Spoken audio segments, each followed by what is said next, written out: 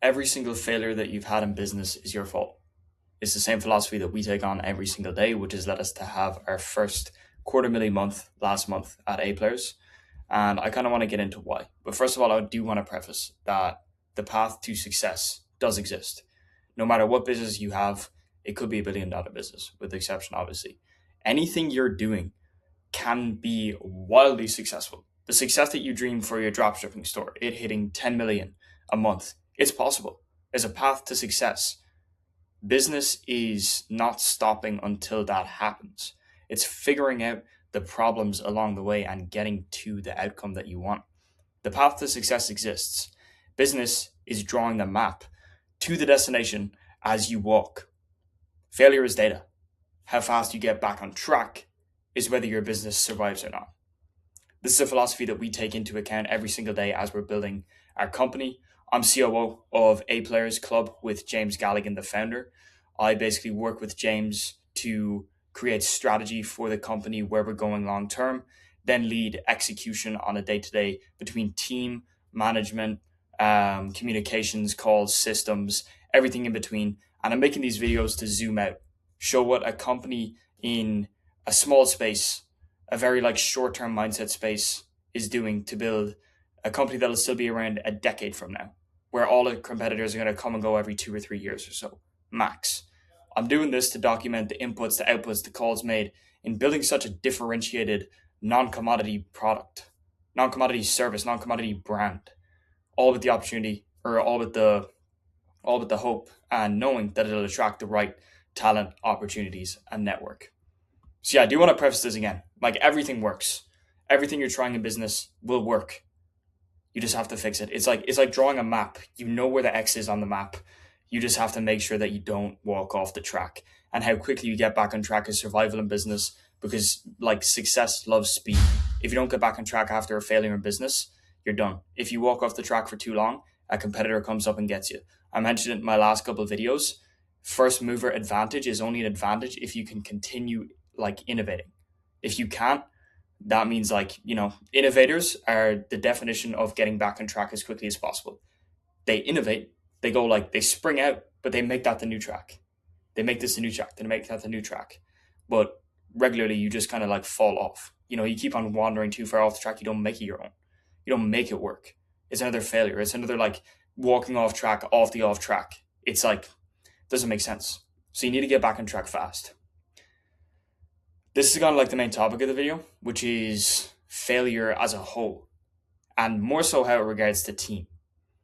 Are you going to fire him? Hell no. I fire people who don't make mistakes. This is what David Ogilvy said, or David Ogilvy when reporting on the founder of Sears. David Ogilvy owns one of the biggest and best marketing agencies of all time. And his philosophy was basically, and the founder of Sears' philosophy was that they hire people that don't fail. Why? Because assuming you have A players in your business, a lack of failure means a lack of innovation, because they're not trying new things. I went over it in the last video, but we hire for spikes. We hire for people who are exceptional, because exceptional people get exceptional results. And to be an exception and get exceptional results, you're literally going to be an exception. You're going to be wandering outside the box. You're going to be off the track, if that makes sense. If you're not failing, you're not innovating. So if you have a brand-led business, if you have a fast-moving business, if you want to do something different, if you want to not be a commodity, if you want to be different, then you need failure in your business. If you have A players and they're not failing, you're failing as a business owner. And the reason for them not failing is most likely, from what we've seen, management over leadership. You're putting them in boxes. A players in boxes become C players. A C player in your domain could be an A player in their own. You're just not giving them the room, because A players like to be left alone. They like to manage they like to manage themselves. They don't like to be managed. So if you let an A player with the correct responsibilities and correct structure just innovate, they will create their own role. And as long as their vision and their all their wildest dreams can fit inside the success and the vision that you have for your business, they will lead themselves and your business to success. The solution to this is delegating responsibility. Not even delegating, but awarding responsibility. This is how you if you're leading somebody and they're still not failing, you give them responsibility. You give them things that they feel they can't do, and you watch the magic happen. Trust me, it's insane. As an example of this, a prime example of this, and another like representation of us studying history, which we see as another form of leverage, because again, we're playing for a different outcome. We're playing for the long game, so we can play by different rules, so we can use different tools. One of our main tools is history.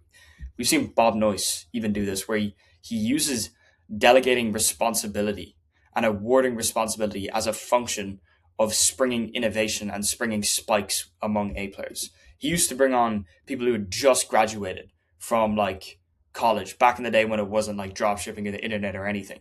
He used to give them like insane amount of responsibility. When they came to him with a problem, he would just say, figure it out. If you have an A player and you notice that you have an A player, which comes over time, you notice these things, you can pick them up because you see the traits that they have. Then you just give them the ball, let them run. If they're beaten too far off track, again, because failure is like the core of this video, how are you going to fix it? That's literally it. It's just like you help them fix it. You don't tell them how to fix it, because then you're leading. You ask how. And then that's kind of the topic I want to get into here. It's you come to somebody when they fail. If they're an A player and they have too much responsibility, too much, they're going to build into it if you handle it the right way. What went wrong? What's your plan? How do you plan on fixing it? Do you need help? That one question, which I got from Christian Schutt, one of my mentors, who's exited 5 companies, manages 50 million plus on a day to day as CEO of a couple different businesses, founder of the F1 ticketing software. One of our mentors inside the A Players Club taught me this lesson. Do you need help? That question alone is how you build an A player. It's how you build them up. If you have an A player already, this is how you build them. Do you need help? Gives them the opportunity to own it. Gives them the opportunity to own the responsibility of coming to their own solutions, learning, and becoming a leader of their own role. It creates leadership. You're awarding ownership. It's so, so powerful. A players, if permitted, point holes and will fill them. And this is how you get them to fill them. You ask them, do you need help or not? If they're an A player, most likely they're going to say no. If they say yes, obviously, depends on what they're saying. In response to that, being realistic here, it is business. But this is like the best like key metric that we use, or the key like indicator. Not walking off the path, independent metrics, no outside influence. This is kind of how we judge when we should intervene and ask, do they need help? Because A players might come to you sometimes for help, but if you're an A player, you don't ask for help. You say everything is your responsibility. So we have success metrics where it is a one singular metric for each A player within our business.